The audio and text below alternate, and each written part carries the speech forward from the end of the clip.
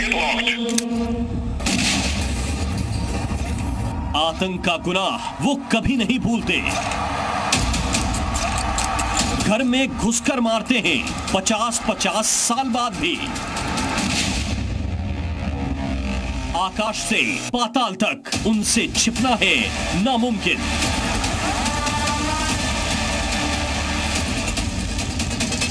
सबसे सटीक ऑपरेशन, सबसे खतरनाक बदला।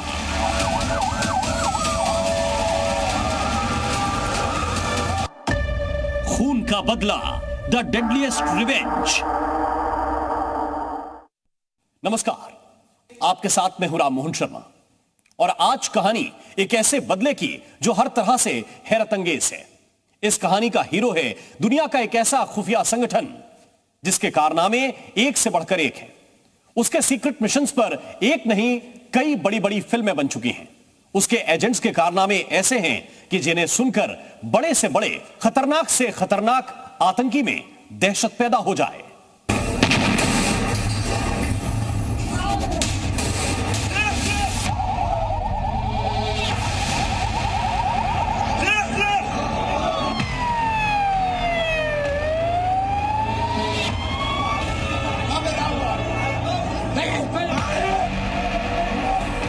लेबनान से आई ये तस्वीरें बीते मंगलवार से ही पूरी दुनिया में सुर्खियां बन रही हैं।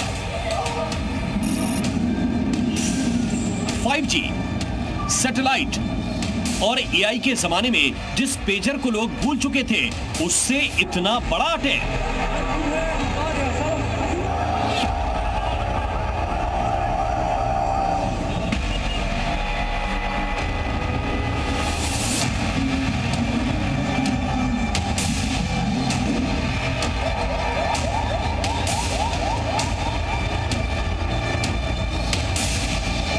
दुनिया के बड़े बड़े एक्सपर्ट्स एक पेजर जैसे छोटे डिवाइस से इतने बड़े सीरियल ब्लास्ट को लेकर एनालिसिस कर रहे हैं।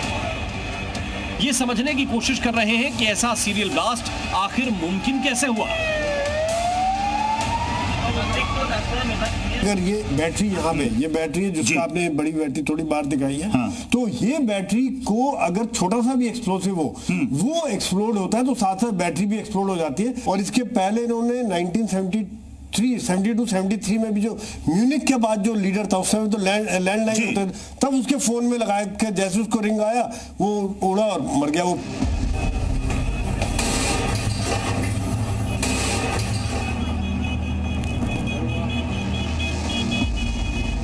मंगलवार को पेजर अटैक के बाद लेबनान से ऑपरेट करने वाले आतंकवादी संगठन हिजबुल्लाह ने खुद ये बयान जारी करके कहा है कि ये हमला इस्राएल का हमला है और इस हमले को अंजाम दिया है इस्राएल की खुफिया एजेंसी मोसाद ने। ये वो खुफिया एजेंसी है जो सबसे जाबाज, सबसे क्विक रिस्पांस और सबसे इंटेलिजेंट एजेंट्स वाला संगठन है। कैसे, ये आपको इसी टेली सीरीज के 3 अलग अलग चैप्टर में समझाएंगे। लेकिन पहले बात करते हैं पहले चैप्टर की, पेजर से जंग का नया टीजर। लेकिन कैसे मोसाद ने नया मैसेज दिया और मोसाद ने इस अटैक के जरिए क्या मैसेज दिया, देखते हैं।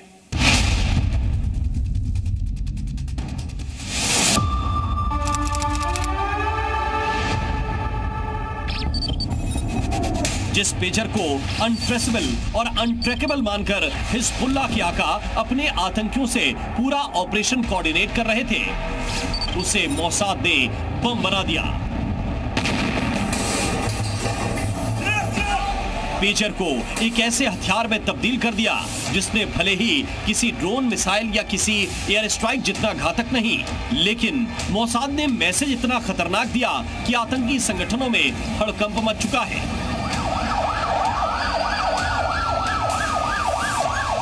अभी हमने पिछले 2 दिन में देखा है कि जो पेजर्स हैं इकट्ठे 3 से 5 हजार पेजर्स जब डिस्ट्रॉय होते हैं तो वो किसके डिस्ट्रॉय होते हैं? वो सिर्फ हिजबुल्लाह के जो काडर हैं उनके डिस्ट्रॉय होते हैं और किसी का डिस्ट्रॉय नहीं होता। और सबसे बड़ा बदले का जो उन्होंने तरीका निकाला है कि वो अपने सरवाइव करने के ऊपर ध्यान दे रहे हैं। जो अटैक्स उनके ऊपर आने वाले हैं वो उन्हें रोकने की कोशिश कर रहे हैं, उनको विफल कर रहे हैं। जो प्लानिंग है उसके बारे में इंटेलिजेंस गैदरिंग कर रहे हैं। पेजर अटैक से सीधे तौर पर मोसाद का मैसेज तो वही है, जो उसके हर सीक्रेट मिशन में होता है। हमें आंख दिखाई, हमारा नुकसान किया, हमारा खून बहाया, तो हम घर में घुसकर मारेंगे, छोड़ेंगे कतई नहीं।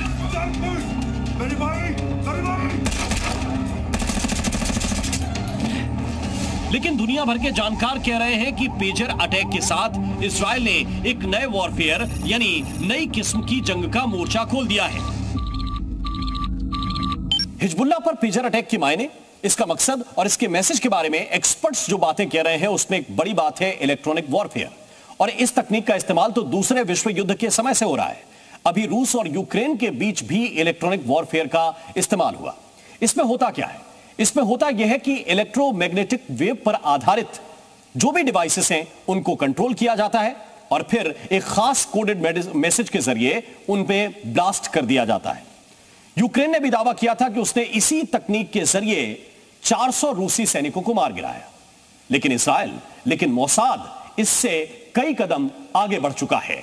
देखिए, ये खेल है स्पाई वर्सेस स्पाई का। पूरी दुनिया को मालूम है कि मोसाद दुनिया की सबसे हाईली टैलेंटेड और टेक्निकल स्पाई आर्म है और वो दुनिया में कहीं पर भी किसी भी तरह से पहुंच जाते हैं। मोटे तौर पर हमारे एक्सपर्ट्स के डेमो से आप समझ गए होंगे कि हिजबुल्लाह पर पेजर से हमले को कैसे अंजाम दिया गया। इसे लेकर जो दो थ्योरी सबसे ज्यादा चर्चा में हैं, उसमें पहली तो हैकिंग की है।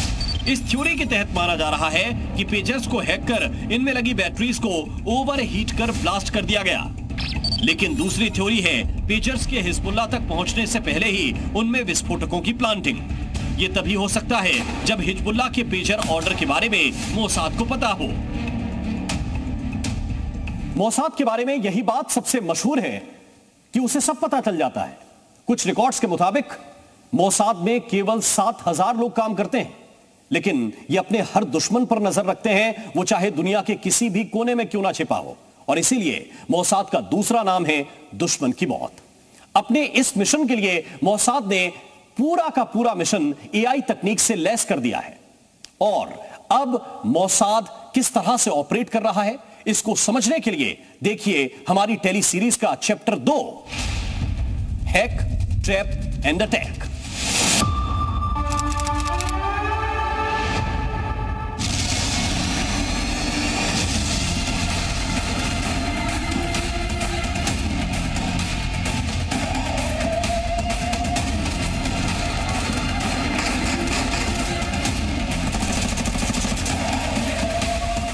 अपने दुश्मन को खत्म करने के लिए जैसी जरूरत वैसी तकनीक का इस्तेमाल। कभी हैक, कभी ट्रैप और फिर अटैक।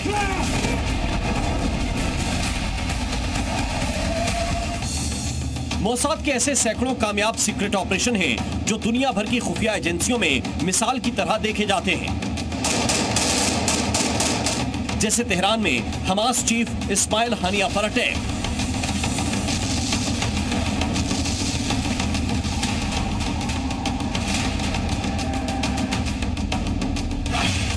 31 जुलाई 2024 तेहरान सीक्रेट सेफ हाउस।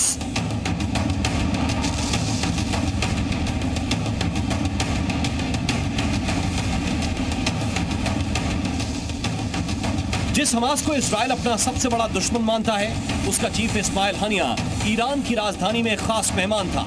उसके रहने का इंतजाम ईरान के रिवोल्यूशनरी गार्ड के सीक्रेट सेफ हाउस में किया गया था, लेकिन मोसाद के एजेंट्स वहां तक पहुंच गए।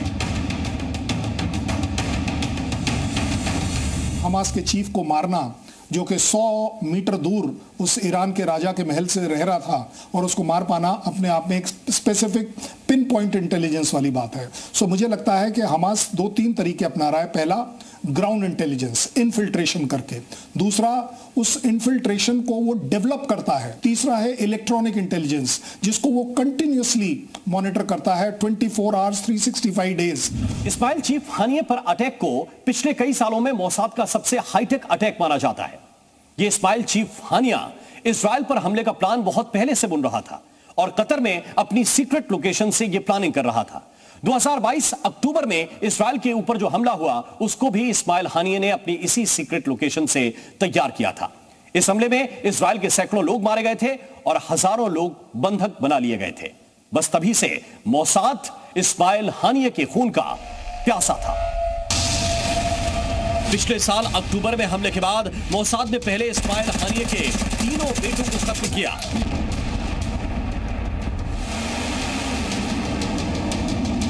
इसके बाद बारी इस्माइल हानिये की थी। मोसाद को पता चला कि हानिये तेहरान जा रहा है। उससे पहले ही मोसाद के एजेंट्स तेहरान पहुंच गए। उन्होंने ईरान के 3 सेफ हाउस में एक साथ बम प्लांट किए और फिर वहां से बिना किसी भनक के निकल भी गए। इसके बाद 31 जुलाई की रात जब इस्माइल हानिये यहां ठहरने आया तो मोसाद ने एआई तकनीक का इस्तेमाल करते हुए सभी बमों को ब्लास्ट कर दिया।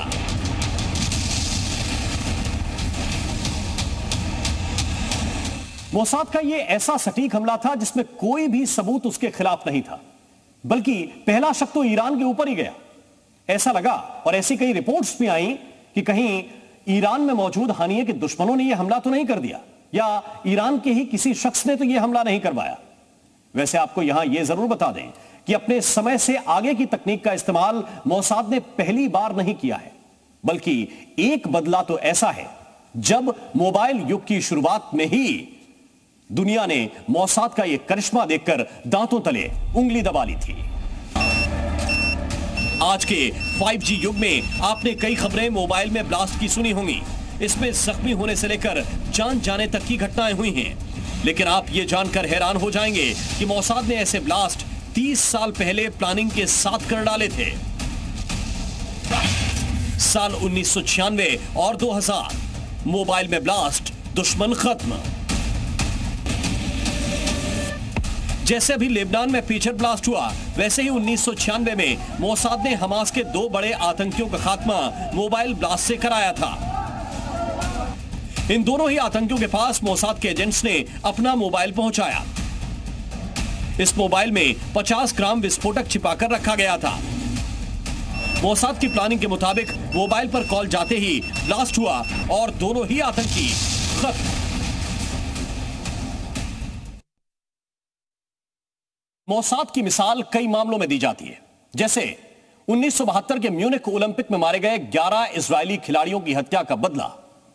इस हत्या के आखिरी गुनहगार को मोसाद ने 50 साल बाद 2022 में मारा। इसके अलावा भी मोसाद के कई उदाहरण दिए जाते हैं। उसने अपने कई दुश्मनों को जहर भरे ड्रिंक्स, टूथपेस्ट, चॉकलेट देकर भी मारा है।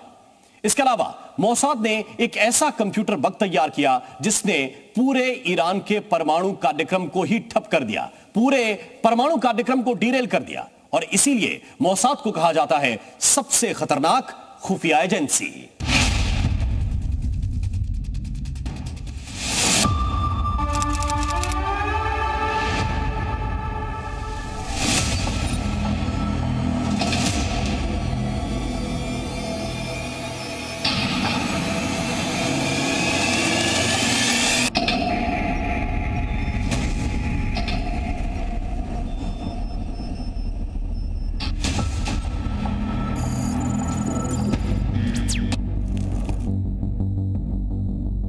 ईरान के परमाणु प्रोजेक्ट को ध्वस्त करने के लिए मोसाद ने नाम दिया था स्टक्सनेट। ईरान उधर अपने परमाणु प्रोजेक्ट को आगे बढ़ाने के लिए लगातार जुटा हुआ था। इधर मोसाद के एक्सपर्ट अमेरिकी विशेषज्ञों के साथ मिलकर अलग ही तैयारी कर रहे थे। दोनों ने मिलकर न सिर्फ ऐसा कंप्यूटर बॉम्ब यानी एक तरह का वायरस तैयार कर लिया, बल्कि ईरान में काम कर रहे अपने डबल एजेंट के साथ मिलकर उसे अंजाम तक पहुंचा दिया। उस एजेंट ने वो स्पेशल वायरस ईरान के कंप्यूटर में पहुंचा दिया। इसके बाद पूरे परमाणु प्रोजेक्ट का सिस्टम करप्ट। अभी 3 साल पहले ही मोसाद ने ईरान के एक अंडरग्राउंड न्यूक्लियर स्टेशन को तबाह कर दिया और इसका आरोप ईरान ने मोसाद के ऊपर ही लगाया था। इसके अलावा एआई गन्स का इस्तेमाल भी मोसाद करता है। ये ऐसी एआई गन है जिनके जरिए 1500 किलोमीटर दूर से भी निशाना साधा जा सकता है। और इसी गन का इस्तेमाल करके, इसी तकनीक का इस्तेमाल करके 2020 में सबसे प्रमुख न्यूक्लियर साइंटिस्ट को, ईरान के साइंटिस्ट को मोसाद ने मार गिराया था। अब पूरी दुनिया हैरान है कि इतने से छोटे से देश की एक एजेंसी इतनी खतरनाक कैसे हो सकती है।